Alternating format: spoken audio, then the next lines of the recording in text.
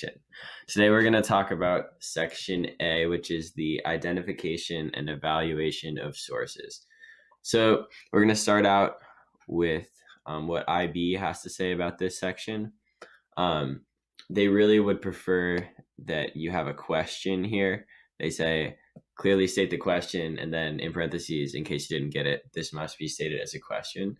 And so then once you come up with your question in this section, you not only want to explore the nature of the two sources, so that's the text type, the author, and whatever qualifications the author they may have, but also the relevance of your sources to the investigation.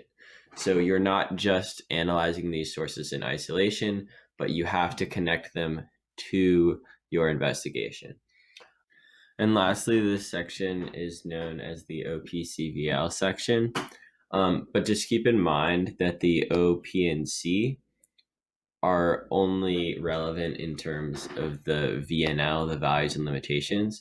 And so every time you mention the origin, the purpose, and the content, you want to keep in mind that you should be evaluating them in terms of the values and limitations in regards to your investigation. Okay, so in the actual evaluation of sources, we have a reference to the question and the time period. And so you always want to start with a justification of the time period you select for your investigation. And then we go into the OPCVL. So for each of those sections of the OPCVL, the student starts with what the origin is, and then immediately connects that to the values and limitations. And so we have a professor at Wake Forest and her background in American reproductive history, and then how that relates to not only the investigation, but her value as a source. And so then we have she's an expert in the field, but then also limited because there's only one author. And so throughout this, we have in light blue the values and in yellow the limitations. Then we have the purpose and then values and limitations. So for everything, you can have a value and limitation. So the value is that it's a narrow time period, so you can really get in depth with it. But at the same time, that can be a limitation. So what you want to be thinking in this is that everything that you say is a value, most of the time can also be a limitation. Okay? And then at the end, we get a connection to why the student chose this source for the investigation.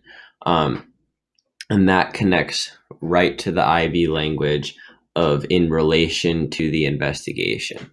And so we put that in purple for you.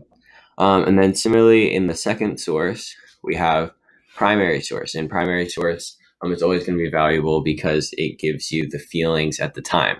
And then the limitation for primary sources can always be that they don't have the benefit of hindsight, so that they can't analyze the full extent of the implications of whatever they're discussing.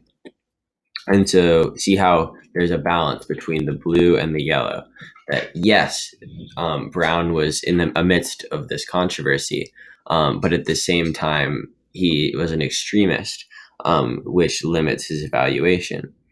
And then at the end, we have in relation to the investigation.